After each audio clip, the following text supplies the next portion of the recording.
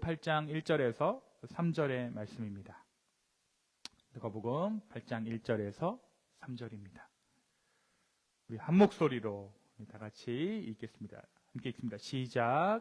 그 후에 예수께서 각 성과 마을에 두루 다니시며 하나님의 나라를 선포하시며 그 복음을 전하실세 12 제자가 함께하였고, 또한 악귀를 쫓아내심과 병고침을 받은 어떤 여자들 곧 7 귀신이 나간 자 막달라인이라는 마리아와 헤롯의 청지기 구사의 아내 요한나와 수산나와 다른 여러 여자가 함께하여 자기들의 소유로 그들을 섬기더라.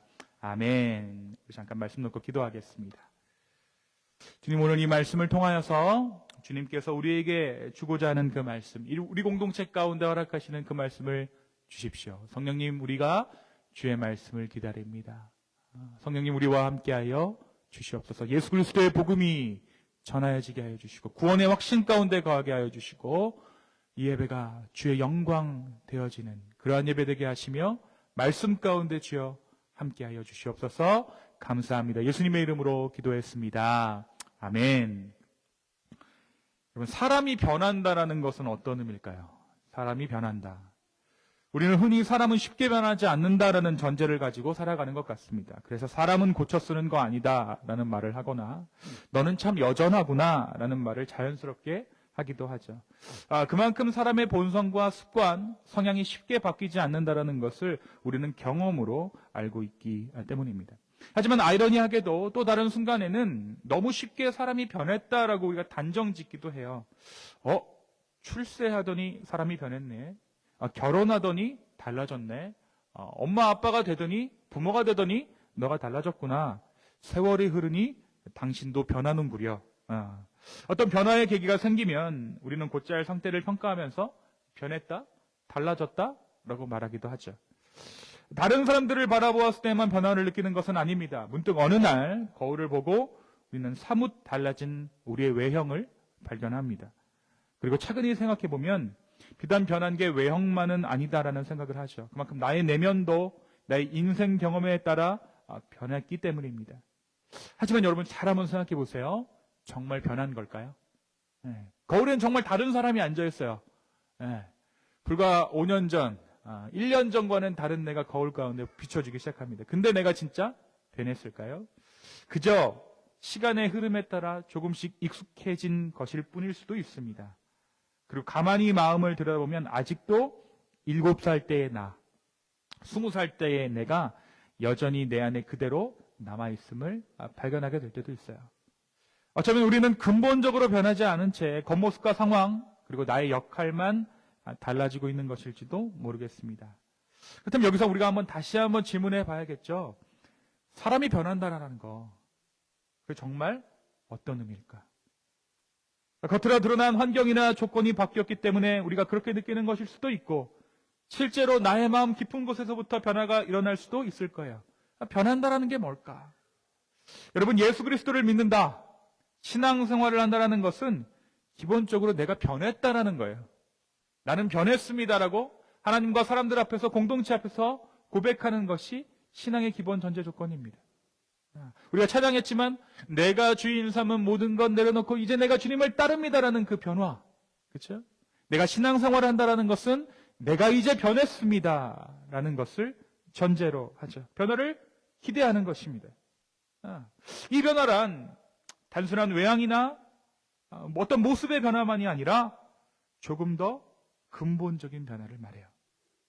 나조차도 어쩔 수 없었던 나, 또 나를 낳아주신 부모님도 채 변화시켜 주실 수 없었던 나, 심지어 내 배우자도 포기한 나, 그렇죠? 그런 나이지만 나를 지으신 분, 나를 조성하신 하나님, 나보다 나를 더 잘하신다는 그분은 나를 변화시킬 수 있다는 그 기대, 그리고 그 신뢰함이 우리 가운데 있습니다. 제가 기쁨의 교회 처음 왔을 때 누구라고 말씀은 안 드리겠지만 쟤를 딱 만나고 나서, 목사님, 다른 사람 다 변해도 우리 남편 안 변합니다. 그러니까 우리 남편 변화시킬 생각 하지 마세요. 그리고 시험 들지 마세요 라고 말해주셨던 분이 계세요. 근데 여러분, 놀라운 사실이 뭔지 아세요? 제 눈에는요, 그분이 변했다는 게 보여요. 예. 그리고 예배의 자리간으로 나오고 계신다는 거죠. 혹여나 지금 집에 그런 사람 하나쯤 있다고 제가 생각되는데, 우리 남편 절대 안 변할 거야. 우리 배우자 절대 안 변할 거야. 옆에 한번 볼까요? 옆 사람 한번 볼까요? 우리가 은연중에 그런 저주를 퍼붓고 살아가고 있잖아요. 넌 안 변해. 그죠? 그런 마음이 있으신 분들은 사람 변합니다. 언제 변합니까? 예수님 만나면 변해요. 왜요? 예수님은 우리를 만드셨으니까요. 우리를 조성하셨으니까요. 오늘 이 변화에 대한 이야기를 하면서 진정한 변화가 무엇이고 내 삶 가운데 이루신 주님의 변화가 어떤 것인지 저와 여러분이 함께 나눴으면 좋겠습니다. 우리가 계속해서 누가복음을 통해 예수 그리스도의 행적을 쫓아가고 있죠. 오늘 본문의 말씀도 예수님의 사역을 서술하고 있습니다. 오늘 말씀 1절을 다시 한번 다 같이 읽겠습니다. 시작하겠습니다. 시작. 그 후에 예수께서 각 성과 마을에 두루다니시며 하나님의 나라를 선포하시며 그 복음을 전하실새 12 제자가 함께했고. 자, 여기서 그 후란 넓게 보면 7장에 언급된 전체적인 예수님의 사역들을 의미하겠죠. 그렇죠? 좁게는 바로 우리가 지난주에 나누었던 바리새인 시몬의 집에서 있었던 그 일 이후를 말할 거예요. 자, 7장에서 어떤 일이 있었습니까? 예수님께서 사람들을 만나 주셨어요. 사람들의 병을 고쳐 주셨습니다. 죽은 자의 생명을 살려 주셨어요. 바로 예수 그리스도의 긍휼 사역이 누가복음 7장 가운데 기록되어져 있는 주된 예수님의 행적이었습니다. 한편 우리가 지난 주일에 함께 나누었던 예수님의 이야기는 무엇이었습니까? 바로 예수님께서 바리새인 시몬의 집에서 겪으셨던 일을 우리가 함께 나누었습니다. 시몬은 자신의 종교적인 지위와 의로움에 스스로 만족하면서 예수님보다 스스로가 더 우위에 있다라고 생각했어요. 사람들의 관심을 끌기 원했고 예수님과 기싸움을 벌이기 시작합니다. 그래서 발 씻을 물도 내오지 않았던 것이 시몬이죠. 그리고 예수님을 평가합니다. 그러나 그 자리에 나타난 한 여인의 이야기가 우리가 지난 주에 나눈 말씀이었어요. 모든 사람에게 죄인으로 알려졌던 그녀가 예수님 앞에 나와서 눈물로 예수님의 발을 닦이고 머리카락으로 닦으며 향유를 부었습니다. 그렇다면 예수님과의 만남에서 변한 것은 둘 중 누구일까요? 시몬일까요? 이 여인일까요? 사실은 둘 다입니다. 사실은 둘 다예요. 의로웠던 바리새인은 예수님 앞에서 죄인이 됐고요. 스스로 죄인이라 여겼던 이 여인은 예수님의 용서로 인해 의로운 여인이 되었습니다. 결국 예수님을 만난 두 사람 모두 변화됐다라는 거예요. 혹은 더 정확히 얘기하자면 그들의 실체가 예수님 앞에 드러났다라고도 볼 수 있겠죠. 여러분, 여기서 더 중요한 것은 진정한 변화란 우리의 실체가 드러난 이후 우리가 그 사실 앞에 어떻게 반응하는가에 달려 있어요. 예수님 만나면 누구나 다 변합니다. 누구나 다 변해요. 그런데 진짜 중요한 것은 그 변화 이후에 우리가 어떻게 주님께 그 복음에 반응할 것인가? 그걸 내가 진정한 변화로 인정할 것인가? 아니면 단순한 이벤트로 해프닝으로 여길 것인가? 그것은 그 이후에 달려있다라는 거예요. 시몬은 자신의 숨겨진 마음과 의로움의 허상을 예수님께 드러냈지만 끝내 변화의 길로 나아갈 수 없었습니다. 반면 그 여인은 자신의 죄를 인정하고 예수님 앞에 나아가 무릎을 꿇죠. 구원의 은혜를 입습니다. 누가는 이 여인의 변화에 주목하고 있는 거예요. 저 여자가 변했네. 그래서 이 누가복음이 계속해서 여인들의 이야기를 이어갑니다. 누가는 당시 사회와 문화 속에서 소외되었던 여인들이 예수님의 은혜 안에서 어떻게 변화되고 제자로서의 삶을 살아가게 되었는지를 보여주고 있어요. 이것은 한 개인의 변화가 아니라 복음이 어떤 사람에게든지 임할 수 있고 누구든지 하나님 나라 가운데 나아갈 수 있다는 것을 누가가 깨달았다는 거예요. 그래서 오늘 이 8장 1절에서 3절의 말씀은요, 다른 복음서에는 기록되어 있지 않습니다. 누가만 기록하고 있어요. 여인들에게 주목하고 있는 거예요. 왜 그러냐면 여인들은 사회 안에서 배제된 존재였습니다. 지금과는 완전히 다른 사회적 지위를 가지고 있었어요. 그런데 한 여인이 예수님의 사역 가운데 등장한 거예요. 네. 이 여인의 등장은 누가의 마음에 깊은 인상을 남겼습니다. 누가는 그녀를 통해 진정한 변화가 무엇인가를 봤다라는 거예요. 겉모습이 아닌 사람의 중심과 태도, 그리고 믿음이 진짜 변화구나. 그리고 나서 누가가 여인들의 변화를 자신의 복음서에 쓰기 시작합니다. 자, 그래서 오늘 이 8장의 말씀이 이러한 맥락 가운데 기록된 여인들의 이야기입니다. 예수님은 두루 갈릴리 지역을 다니셨습니다. 그런데 예수님은 그냥 산책하듯이 아니면 동네를 배회하듯이 시찰하듯이 그것을 다니신 것이 아니었어요. 그것은 목적을 가진 이동이었죠. 사람들을 찾아가고 잃어버린 자들을 만나고 복음을 전하고 병든 자를 고치기 위한 의도적인 이동이었습니다. 예수님은 이 땅에 살아계시는 동안 이 땅에서 사역하시면서 한 영혼이라도 더 구원하기 위해, 그리고 하나님의 나라를 선포하기 위해 갈릴리 마을의 여러 도시들을 다니시고 들판과 해변을 쉼 없이 다니셨던 것입니다. 그리고 예수님의 다니시는 곳마다 변화가 일어났어요. 두루 다니셨다. 이 말은 뭐냐면 두루 변화가 있었다. 그 변화는 예수님의 사랑과 긍휼로 인한 변화였습니다. 여러분, 사람은요, 사랑과 긍휼을 접하면 변해요. 언제 변한다고요? 사랑과 긍휼. 그러니까 내 옆 사람이 잘 변하지 않는다? 그건 뭐예요? 어떻게 보면 받아야 할 사랑을 아직 받지 못한 것일 수도 있어요. 받아야 할 긍휼을 받지 못한 것일 수도 있어요. 여러분, 사랑을 만나면 사람은 변합니다. 그것도 가장 부작용 없이 변해요. 우리가 금쪽이 또는 부부관계를 다루는 프로그램들에서 발견하는 것이 무엇이죠? 마침내 사랑과 긍휼이 한 인간을 바꿀 수 있는 거구나.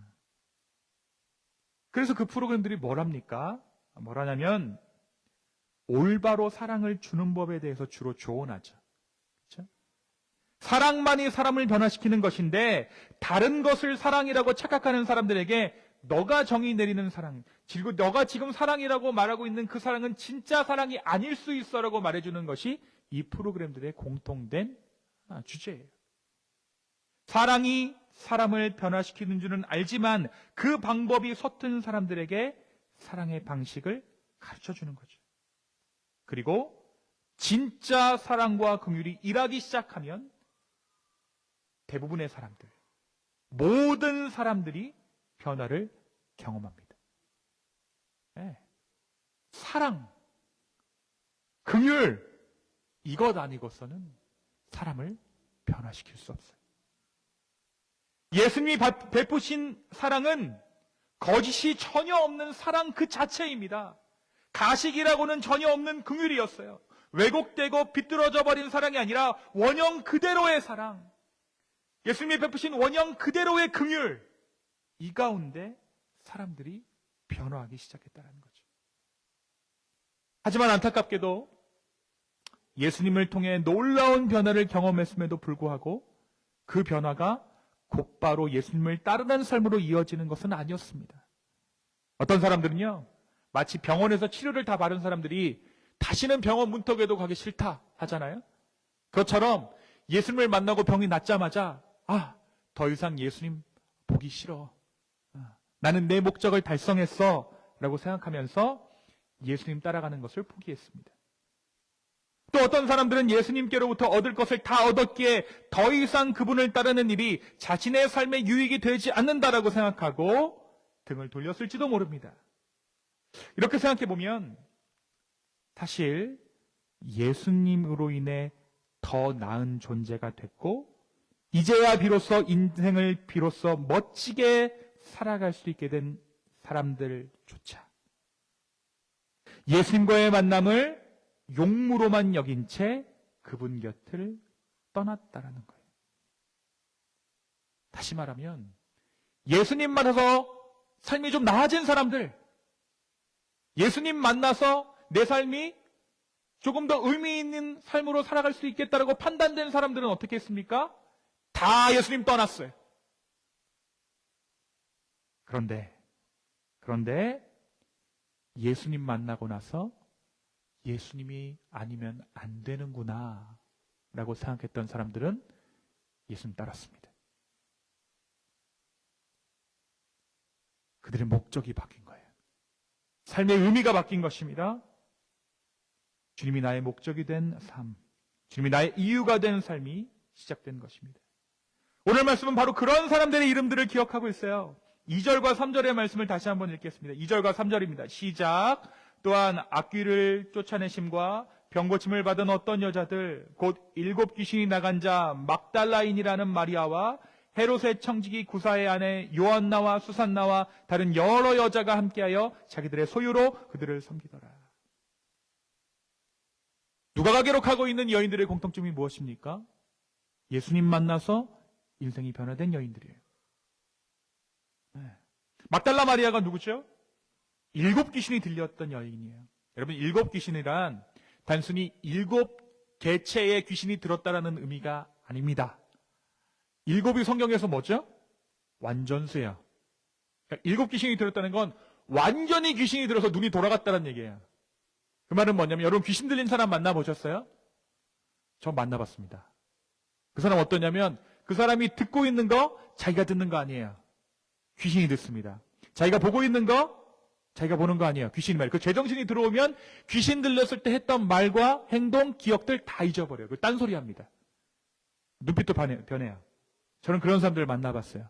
막달라 마리아 그런 사람들이었다는 거예요. 자, 그럼 이 막달라 마리아가 사회 안에서 제대로 생활할 수 있었을까요? 여러분 제 눈 한번 보세요. 자, 생활 못했죠. 근데 이 여인이 바뀌었다고요. 누구 만나고? 예수님 만나고.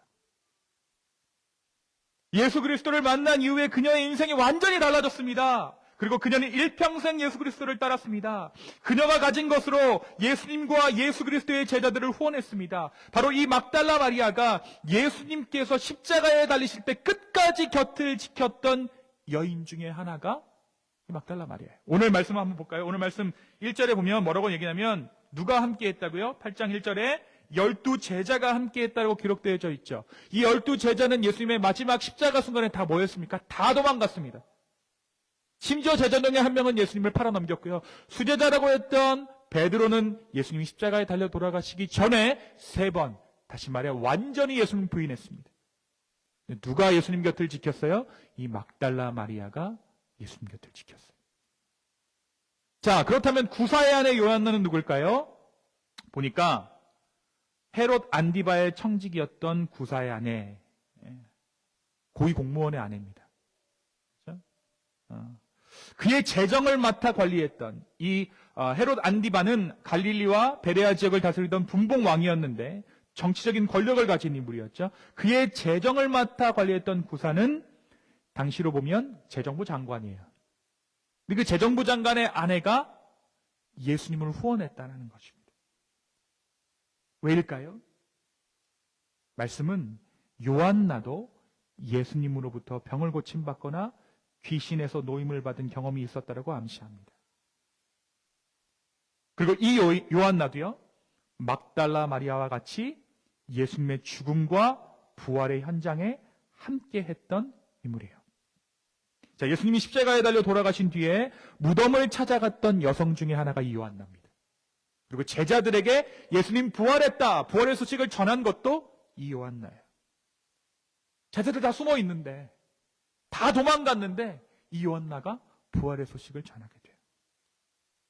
여러분, 수산나 어떤 여인입니까? 말씀 가운데 자세히 기록되어져 있지 않지만 초대교회 공동체 안에서 이 여인 또한 중요한 역할을 했을 것으로 여겨집니다. 왜냐하면 이름이 기록되어져 있잖아요.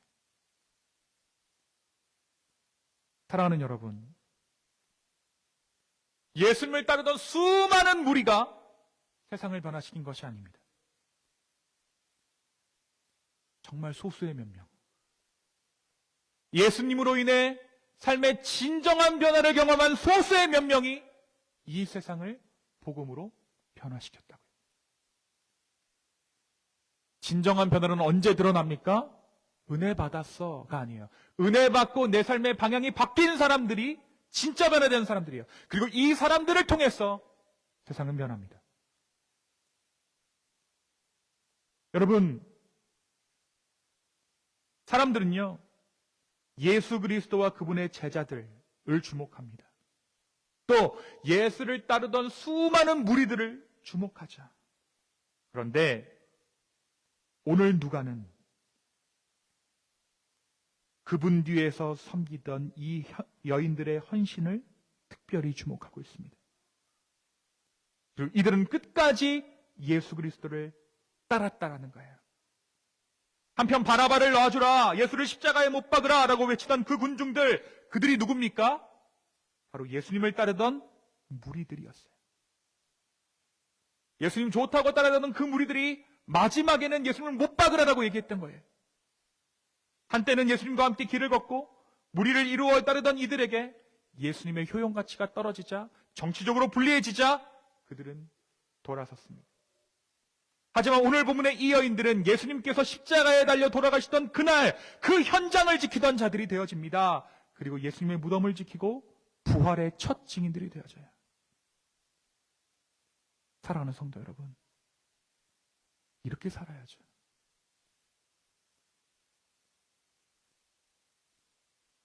오늘 본문의 말씀은 비록 짧지만 우리의 삶 가운데 큰 도전을 주고 있습니다.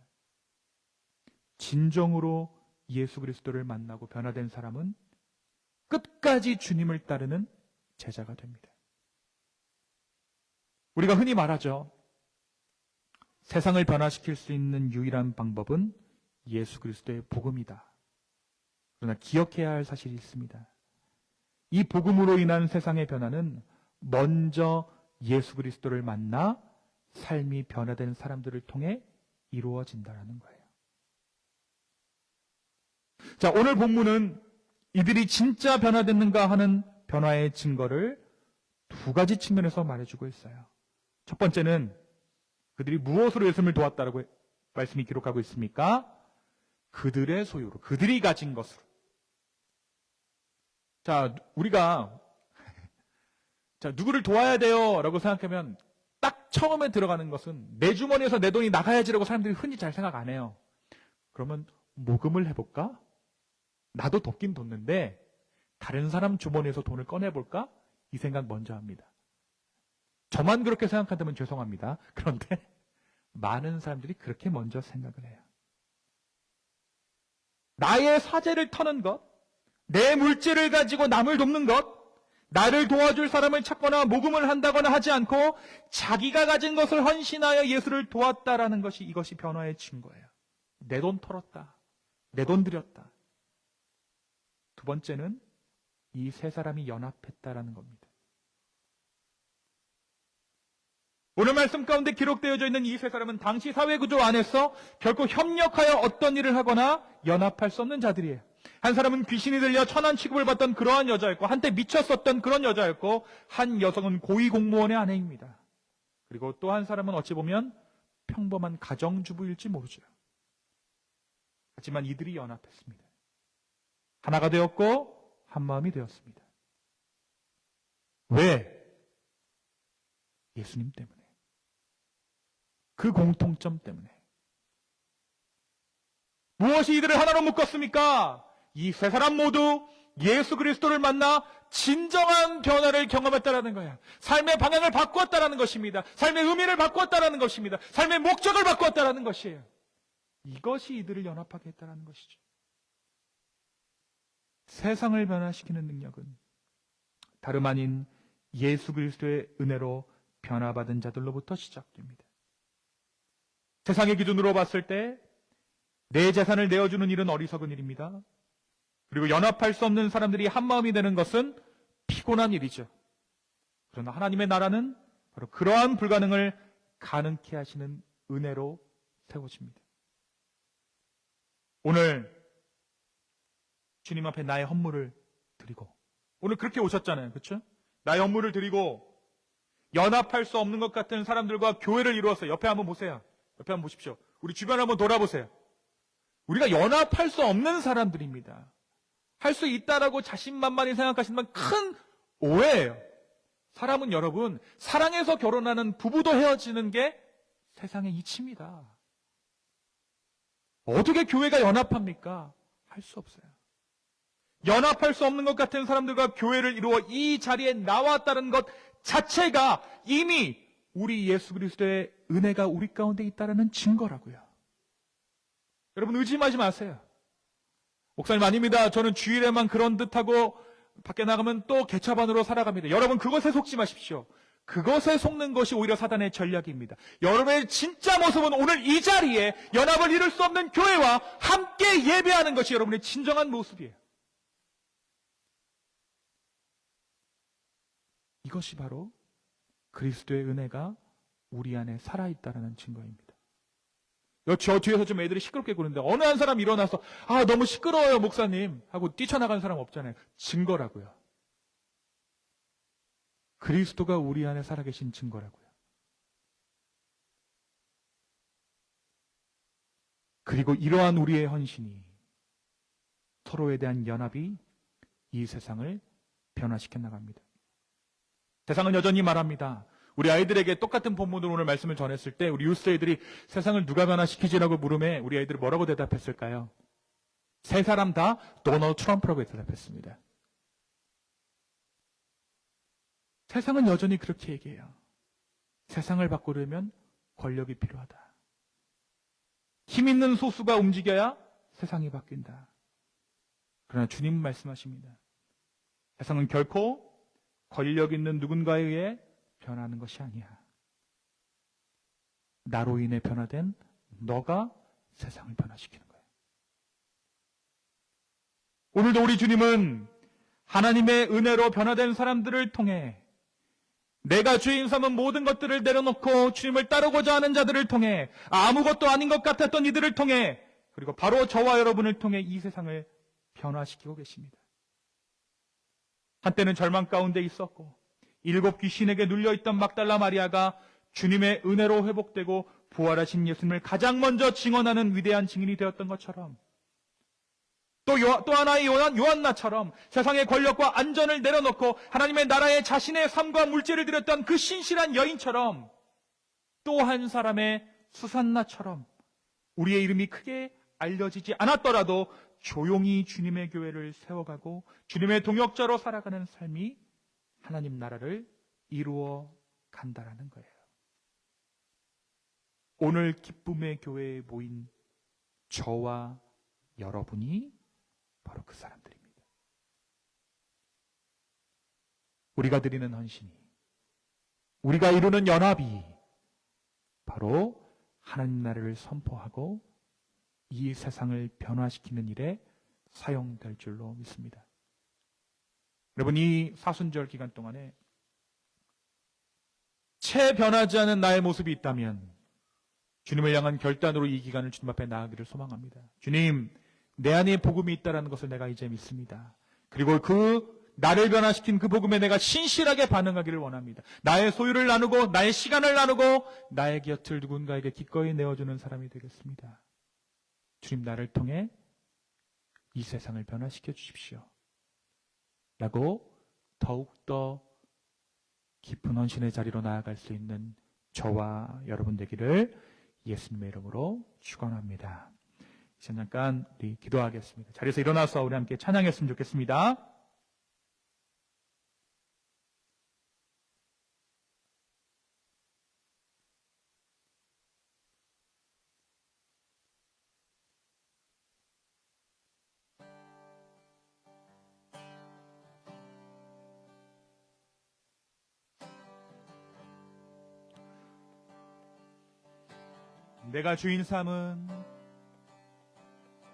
내가 주인 삼은 모든 건 내려놓고 내 주 되신 주 앞에 나가 내가 사랑했던 모든 건 내려놓고 주님만 사랑해. 다시 한번 고백하며 나아가겠습니다. 내가 주인 삼은 모든 건 내려 내 주 대신 주 앞에 나가 내가 사랑했던 모든 건 내려놓고 주님만 사랑해. 주 사랑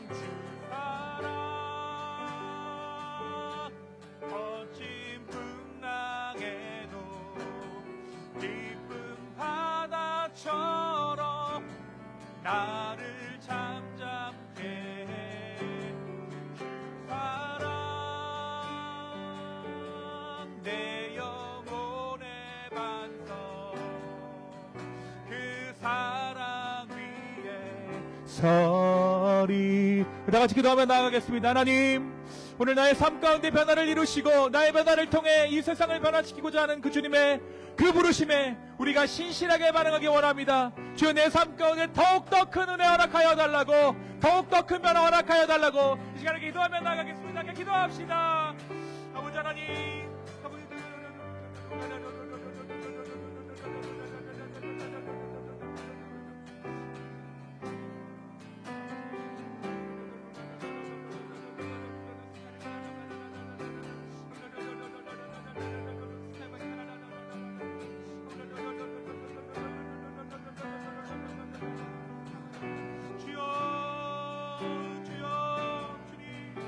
삶 가운데 일하시는 주님을 찬양합니다. 주여, 내 삶을 변화시켜 주시옵소서. 주여, 그 변화가 이 세상을 변화시키는 주시옵소서. 주여, 주여, 주여, 주여, 주여, 주여.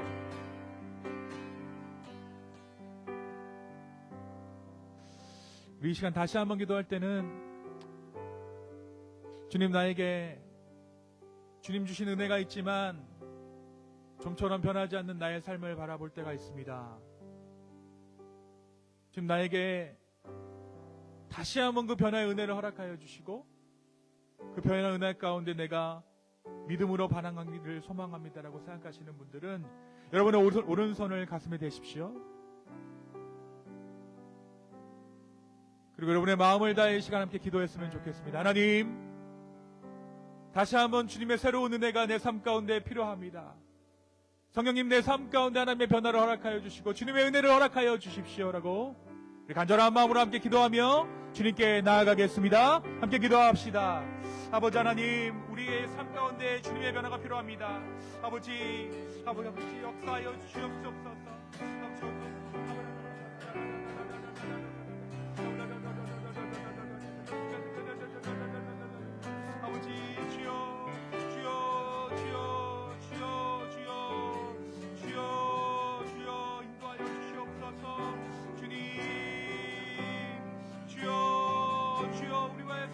함께하여 주시옵소서. 성령님, 우리 가운데 역사하여 주시고 아버지 주여 함께하여 주시옵소서. 주여, 주여, 주님, 아버지 주여, 주님, 우리의 삶을 인도하여 주시옵소서. 주님께서 변화시키는 나의 삶 가운데 온전히 반응하는 우리 되길 원합니다. 주여, 주여.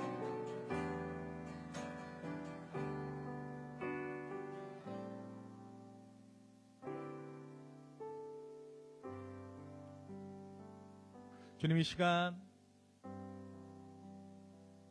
주님의 은혜 가운데 우리의 삶 다시 한번 변화되기를 소망합니다.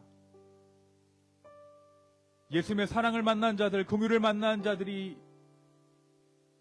그의 인생이 온전히 변화함을 받고 자신의 소유를 털어, 자신의 시간을 털어 연합할 수 없는 자들과 연합했던 것처럼 오늘 우리의 삶 가운데 주어진 작은 은혜가 우리의 삶 변화되기를 원합니다. 그 은혜라는 씨앗이 변화라는 열매 되기를 원합니다. 성령님, 우린 연약합니다.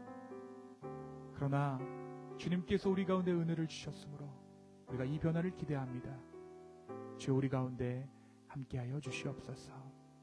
이제는 우리 하나님의 사랑과 예수 그리스도의 은혜와 성령의 감화감동 교통하심이 예수 그리스도의 복음을 만나 진정한 변화를 꿈꾸는 우리 기쁨의 교회 성도분들 머리 위에 이제부터 영원까지 함께 있을지어다. 아멘.